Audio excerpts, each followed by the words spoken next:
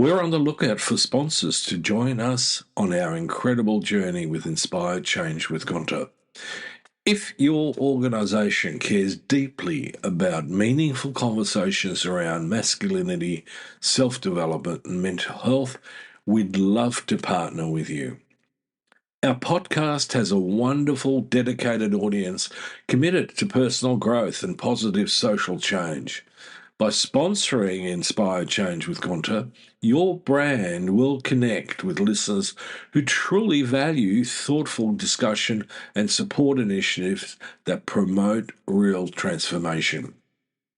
We're incredibly proud to be ranked number 1 in Australia and number 5 in the USA on FeedSpot's top men's mental health podcasts. For more information on how to become a sponsor, please reach out to Miranda Spiegner Sapon, our showrunner and executive producer. We'd love to explore how we can work together to inspire change. Now, thank you for your continued support, and let's keep inspiring change together. You're listening to Inspire Change, a broadcast that strives to educate, motivate, and empower men to challenge traditions of masculinity. To guide us through the intricacies and intersections of emotions, relationships, and male identity is renowned psychologist, author, and speaker Gunter Swoboda. This is Inspire Change. Before I begin the actual podcast, I would like to respectfully acknowledge the Gadigal people of the Eora Nation, who are the traditional custodians of the land on which I work. I would also like to pay my respects to their elders past and present. Welcome everybody to another episode of Inspired Change with Gunter. Welcome everybody to another episode of Inspired Change with Gunter. That's me, I'm your host. Okay, so been thinking about what to touch on, and I thought I'd break it up a little bit, mainly because there's been a couple of things in the last week since the last episode that have really caught my attention, and I thought would be well worth covering. Okay? So let me just give you a little heads up. As always, my views here are absolutely solely my own. And this podcast is intended for informational and educational purposes only. So, in one of my previous episodes, I walked through the biology, psychology, and social history of cortisol regulations and longevity. You know, the question is why men die earlier, how stress works differently across genders, and what that means for the society we've built around work and, in this case, masculine identity. If you haven't heard that episode, I'd encourage you to go back and listen before continuing here. Although, at the same time, just keep listening, okay? But I'm possibly a little bit of a stickler about continuity. Anyway, enough said around that. What I said at the end of that episode was this. We need to actually get an understanding about gender-specific health interventions and how to develop those, especially stress-related illness in men at an early stage. We often come into it fairly late. So what I'm going to do today is to go and get some concrete facts about what we're really talking about. Because here's the problem. We have decades of research on stress, and we have a well-developed toolkit for managing it. Things like mindfulness, therapy, social support, emotional processing, you name it. Virtually all of them are evidence-based. We know that they work. And yet men as a population consistently underuse almost all of them. Now, the question isn't whether the tools exist. The question is whether the tools are actually designed with men in mind. Certainly, biologically, psychologically, and socially. And that's what I want to examine today. Not a general wellness checklist, but a rigorous look at what the evidence tells us about stress regulation and that actually fits how men are wired and how they've been shaped. So let's start where we actually have to start, by understanding why so many interventions fail to reach men in the first place. The statistics here are telling. Men are significantly less likely than women to seek psychological help, less likely to complete therapy when they do begin it, and more likely to drop out early. And this is not simply a matter of stubbornness or stoicism as a character flaw. It is, as I argued last time, a product of how masculinity has been constructed, emotionally and socially and relationally sold to us as men. Again, if I go back to one of the other podcasts that I've done, there's a clinical psychological concept called alexithymia. And that is a difficulty in identifying, naming, and describing one's own emotional states. And research consistently finds higher rates of alexithymia in men than in women. Now, my view is that this isn't because men don't have emotions. It's because men are socialized away from the language and the practice of emotional self-awareness from a very, very young age. By the time most blokes are sitting in a GP's office or scrolling through a meditation app, he may have had decades of habituated emotional suppression or repression behind him. Now, this creates a specific problem for intervention design. Many standard therapeutic approaches, particularly those rooted in emotional disclosure, verbal self-expression, and relational vulnerability, require skills that men often had little opportunity to develop. I run across this in my practice all the time. Traditional mindfulness programs, for example, are frequently perceived by men as passive, culturally feminized. Now, they won't use those words, but you can pick between the lines. Or, in their view, incompatible with a self-image built around action and control.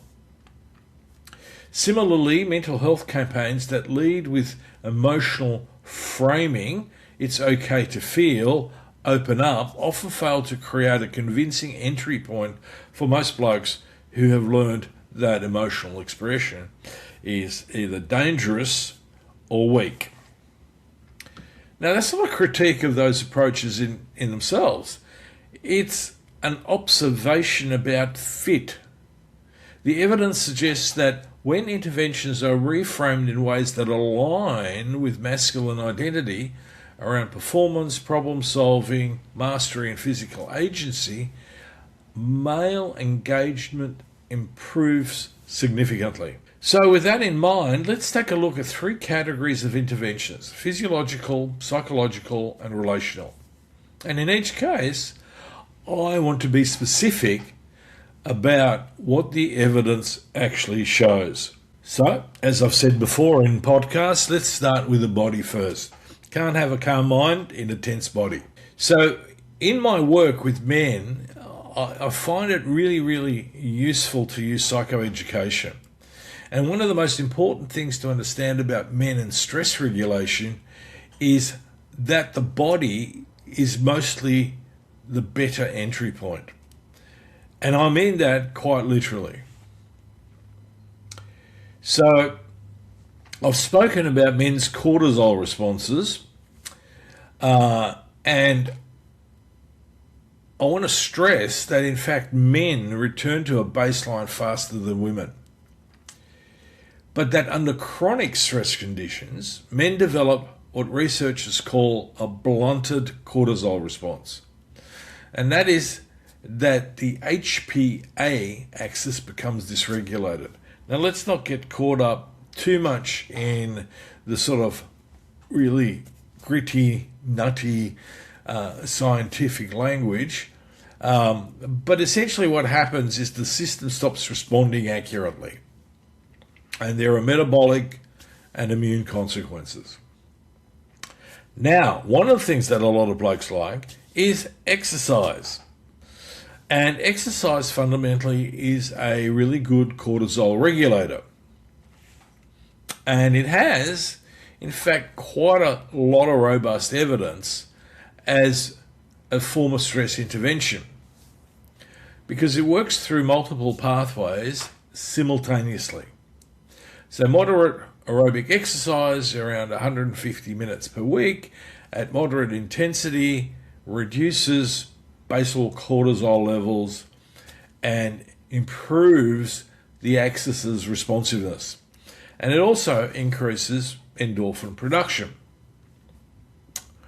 And on top of that, resistance training has specific benefits for testosterone regulation, which, as I noted last week, interacts with cortisol reactivity. Critically, exercise is framed as action-oriented, goal-oriented, and measurable, which for a lot of guys is really, really important cognitively. So the point with that is it's a good fit, because for those guys who resist passive or introspective approaches, this flips it. And it also creates what in research we talk about, which is self-efficacy. The sense that one is capable and in control. So it's tied up with competence. So that sense of agency is itself a protective factor against chronic stress. So the other one on a physiological level is sleep architecture. Okay, and this is underappreciated.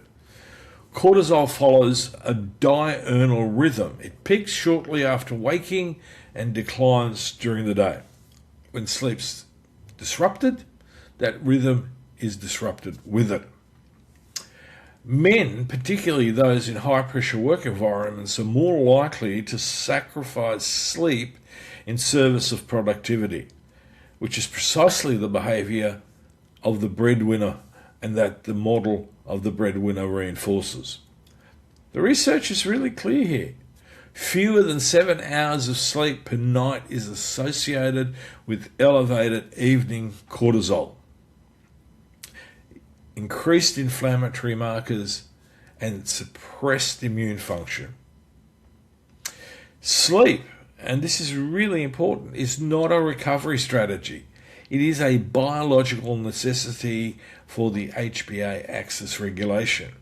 Now, there's a couple of other ways that we tend to bugger around with our sleep. One is that we sleep procrastinate. So we push going to sleep further and further into the night. The other one, and it's often an and also, is the use of alcohol and or drugs. Usually it's and, in my experience with a lot of men. So this is really an important issue. So if you want to really get good sleep, don't necessarily get rid of alcohol altogether, but really reduce the quantity of it. 1 or 2 standard drinks is enough. By 3 and 4, you're starting to dysregulate your sleep. So another aspect here is controlled breathing and heart rate variability. This is where some of the most interesting recent research sits. And when we talk about heart rate variability, which is the variation in time between heartbeats, it's actually a really reliable biomarker of the autonomic nervous system. Low heart rate variability is associated with chronic stress, poor emotional regulation, and increased cardiovascular risk. Now, slow, controlled breathing, specifically around 5 to 6 breaths per minute, activates the parasympathetic nervous system, and measurably increases HRV, heart rate variability. So it takes approximately 5 minutes of daily practice to show physiological effects within a week. For men who are skeptical of anything resembling meditation, framing this as an autonomic regulation technique rather than a mindfulness practice significantly increases and improves uptake. It is concrete, measurable, and physiologically grounded, and to boot, it works. So what about psychological approaches that are more or a better fit for men? When we talk about psychological interventions for stress, we're usually talking about cognitive behavioral approaches, mindfulness-based programs, or psychodynamic therapy. Now the latter, which is introspective and in a sense, on one level passive, the uptake there starts to get a bit sketchy. But all of them have good evidence bases. So the challenge is, which can I fit with whom? And that really comes down to me as the therapist gauging where my client's at. So I'm going to go through a few, this is by no means an exhaustive list, but a few well-seasoned psychotherapeutic models. So the first one is acceptance and commitment therapy, for short ACT. It's what's called a third wave cognitive behavioral approach that's shown strong results with men, partly because of how it frames the therapeutic talk and the tasks in that. Rather than leading with emotional exploration, ACT asks, what do you value? And is your behavior currently moving you towards or away from those values? Now, my experience is that not all guys relate to that aspect either. And this is where I come back into how my work begins with the body. So, this might be like, so when this happened, what did you notice in your body, or how did your body react? And that gets me then into their perceptual space. Now, for men whose identity is built around purpose, achievement, and role performance, this is actually a good entry point. And I'm talking about ACT. ACT is also something that addresses what I think is really, really important. That's psychological flexibility. The capacity to hold difficult thoughts and feelings without being controlled by them. One of the things that I spend a lot of time with teenagers especially and young men is that what you're experiencing cognitively, they're just thoughts. You actually don't have to do anything with it.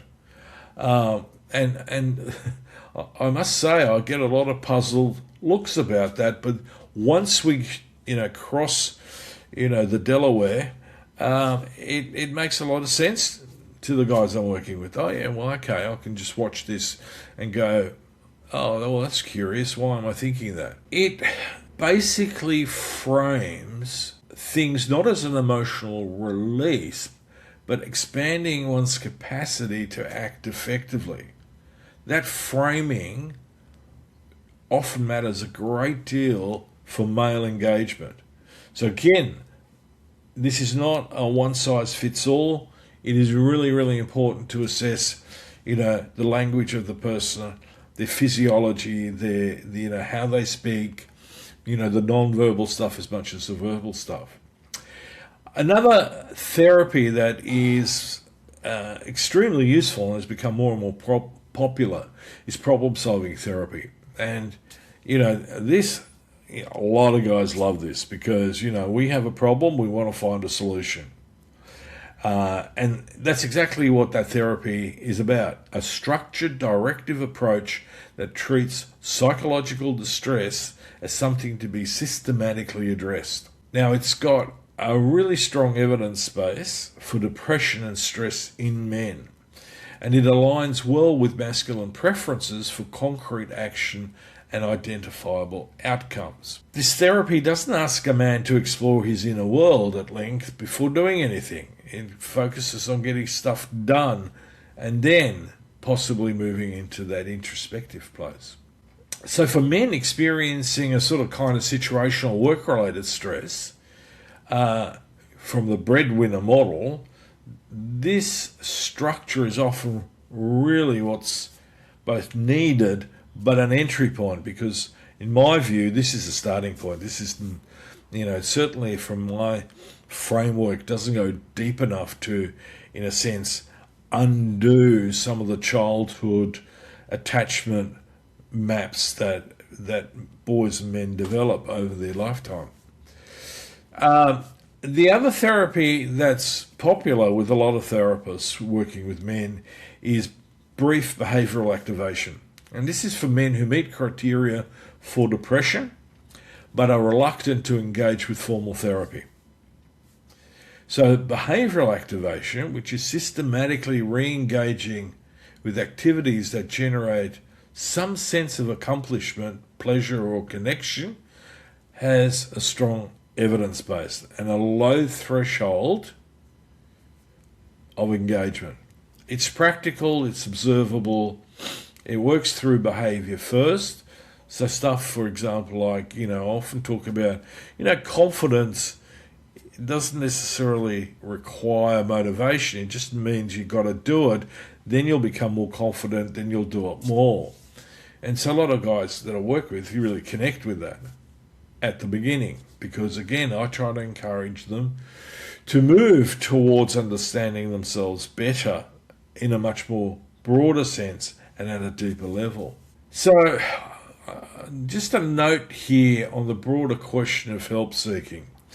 One of the most consistent findings in men's health research is that men who conceptualize mental health support as a form of performance enhancement, improving focus, resilience, and decision making, are significantly more likely to engage with it than men who understand it as treatment for weakness or illness.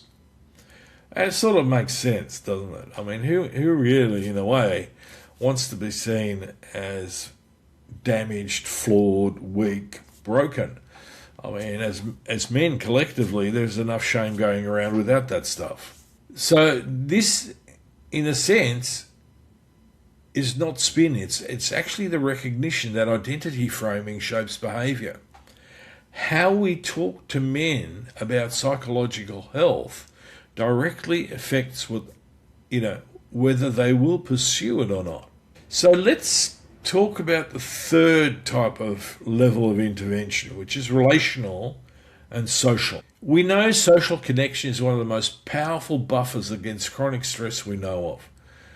The research in this area is extensive, and men on average are more socially isolated than women, particularly after major life transitions like divorce, retirement, the death of a close friend, or a job loss. Recall what I covered in episodes before. Men's coping strategies tend toward avoidance, overwork, and risk-taking rather than seeking social support. Part of this is socialization. Men are often not taught to maintain close relationships actively. If you have a bloke in his late 40s, 50s, whose partner passes away or leaves him, most of the time that man will very quickly have a shrinking social network and get to the point where it often doesn't exist at all. We need to help men in relationships sustain themselves and be connected to others. So lots of men reach midlife with a really seriously good professional network, but with very few, if any, relationships in which they feel genuinely known. Now, here's the rub. This matters biologically. Social isolation is associated with elevated levels of cortisol, increased inflammatory markers, and significantly higher rates of cardiovascular disease and early mortality. The landmark Holt-Lundstedt meta-analysis found that social isolation carries a mortality risk comparable to smoking 15 cigarettes a day. I remember reading that and being blown out, right? I sort of knew it intuitively, but actually being compared to how much you smoke, that was the clanger. This, and I've got to stress, this is not a soft finding. It's one of the most robust outcomes in longevity research. So what is it that we can do? Well, basically we can participate in structured social engagements, which are much better than unstructured ones. So, my experience certainly with men is that they're more likely to participate and sustain social relationships when they're organised around an activity. Sport, a project, a class, a cause, rather than simply getting together for a chat. Which is interesting because when I look at some of the ethnic men in my area, they're often sitting in the shopping centre on benches for several hours, just chatting away, watching the world go by. So I've got to ask the question if this is particularly Anglo-Saxon, this problem, or are ethnic men more likely to engage in that unstructured social engagement? The other one is peer support programs. There's a growing body of evidence on peer support models specifically for men. The example par excellence is John Millam, who's been on the podcast a couple of times. He's the man right up to his neck in it, and he's a seriously good example of what that can do for you and for others. This is where men meet regularly in facilitated groups to talk about life challenges, but without the sort of frame of formal therapy. So in Australia, there's programs like the Men's Shed, a whole bunch of stuff. So I would encourage you to really take a look at this. And ultimately, or maybe not ultimately, but at the peak of the little tree that we've got here is mentorship and purpose-linked connections. So pre and post-retirement, post-divorce, post-redundancy. Mentoring relationships either as a mentor or as a mentee. They provide a relational structure that carries both meaning and direction. Their connections organised around growth and purpose, which aligns well with our generalised idea about masculine identity. And it sustains, and this is the important bit, engagement over time. So, all you lovely listeners, where does this ultimately leave us? What does a gender-responsive approach to stress regulation for men then actually looks like in practice? So let's bring this together. What we know from the evidence is that men are not uniquely resistant to stress regulation.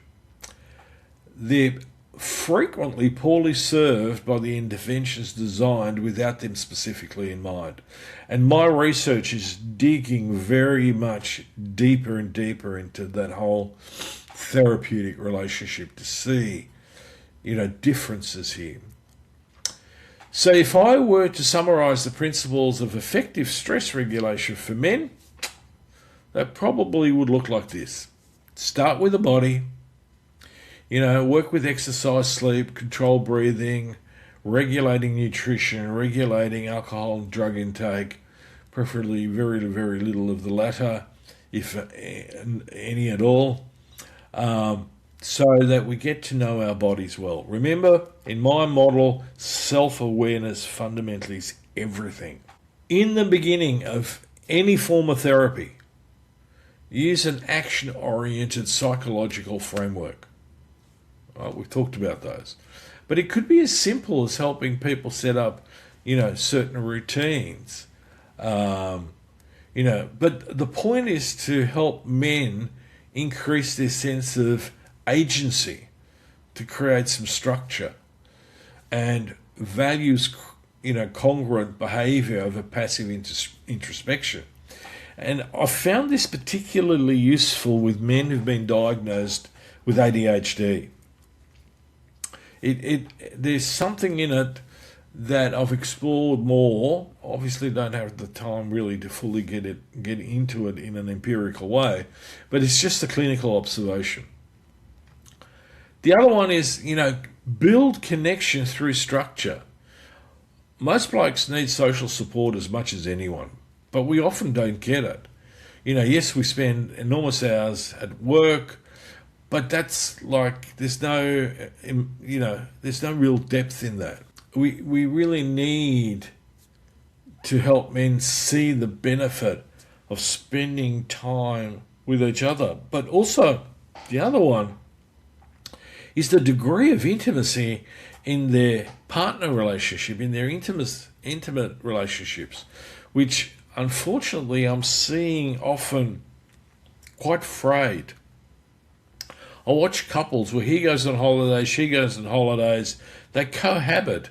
They don't actually interact in a way where they're aligned and attuned. The last one really is we need to reframe the language that we use with men. Men who understand stress management as optimizing their capacity to function through a lens of performance rather than as a remedial tool gets better engagement. I'm sure someone's going to put their hand up and isn't that somewhat dishonest? Well, no, it's not. Fundamentally, in my book, it's about me connecting with the person that I want to work with.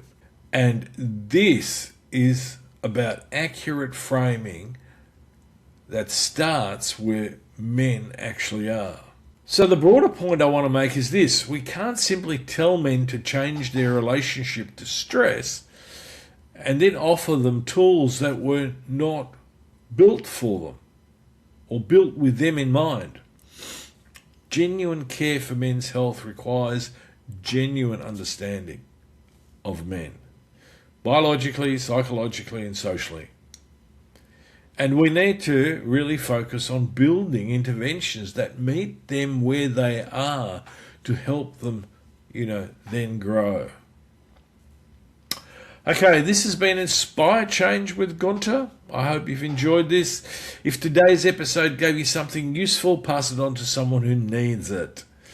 And if you're a clinician, a researcher, or a policymaker working in this space, I'd love, and I'm very genuine about this, I'd love to hear from you. So until next time, stay curious and keep building something that lasts. On this show, we talk a lot about living with purpose, slowing down, paying attention, and being intentional about the choices we make every day. Because when we simplify the noise around us, we can better hear what really matters. Empathy, connection, and showing up as the best version of ourselves. That's why I'm genuinely pleased to welcome our newest sponsor, Distill Union. Their philosophy aligns beautifully with what we do here. Distill Union creates slick, thoughtfully designed essentials, wallets, key organizers, phone cases, all built with a less is more approach. Their Wally wallets, Ferris key organizers, these are everyday tools that make life easier, cleaner, and calmer. In that simplicity, there's space for clarity. There's space for change. As a thank you to our Inspire Change community, they're offering 20% off any product with the promo code Inspire Change. Have a look, try them out, and see how simplifying your day can open the door to something deeper. Visit distillunion.com and enjoy 20% off any product with the promo code Inspire Change. That's distillunion.com with promo code Inspire Change to check out. Hello to all our listeners. We thank you for tuning in and supporting positive social change, which makes you a part of Gunter's efforts in transforming not only men's lives, but lives in general, and we are grateful you have joined us. This week, we would like to share our gratitude with our listeners from Bulgaria, who made it onto the global listeners list at number 14. Congratulations! We thank you so much for your continued support, and we appreciate your efforts toward positive social change. I, Devonna Prinzi, the co-executive producer, and our showrunner, Miranda Spigner-Sapone, sincerely thank you and ask that you please take the time to like, follow, subscribe, and share, as your efforts make a difference to everyone here at Inspire Change with Gunter. We would love to hear your stories of social change and ask that you reach out to the show directly. Please see the show notes for our contact information. We look forward to hearing from you. If these stories resonate with you and you would like to engage more with Gunter and the Inspire Change team, please consider joining our Patreon community, where our members find bonus content and early access to video episodes. Membership awaits at patreon.com/Inspire Change. That's patreon.com/INSPIRECHANGE. As always, thank you to each and every one of our listeners, and most importantly, please keep inspiring positive social change. Love to hear from you.